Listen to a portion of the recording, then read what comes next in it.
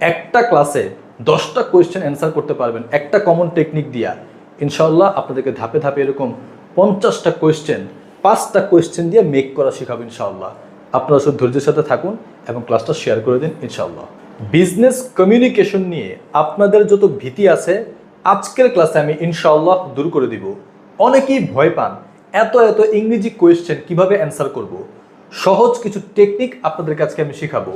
একটা simple technique দিয়া অনেক অনেক কোয়েশ্চেন কিভাবে অ্যান্সার করতে হয় আজকে আপনারা শিখবেন। বিজনেস কমিউনিকেশনের একটা কমন কোয়েশ্চেন কি জানেন? অবজেক্টিভস বা পারপোজ, এটার বাংলা হচ্ছে উদ্দেশ্য।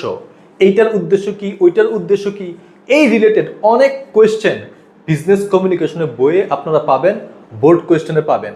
কোনো বোর্ড কোয়েশ্চেন হবে না এই অবজেক্টিভ বা পারপোজ রিলেটেড কোয়েশ্চেন ছাড়া।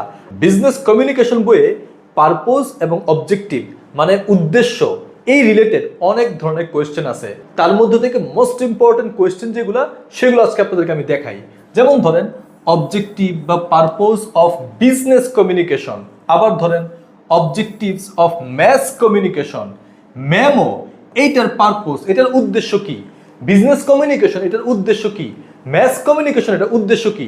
এইরকম অনেকগুলা কোয়েশ্চেনের কমন একটা অ্যান্সার আপনাদেরকে আমি শেখাবো, যে একটা অ্যান্সার দিয়া এই সবগুলো কোয়েশ্চেন অবজেক্টিভ পারপোজ এই রিলেটেড যত কোয়েশ্চেন আছে ইনশাআল্লাহ আপনারা অ্যান্সার করতে পারবেন।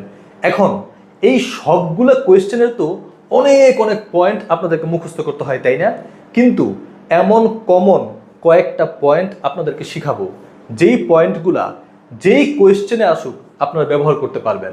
একটা পয়েন্ট সব কোয়েশ্চেনে ইউজ করতে পারবেন, এমন 10টা পয়েন্ট আপনাদেরকে আমি শিখাবো ইনশাআল্লাহ।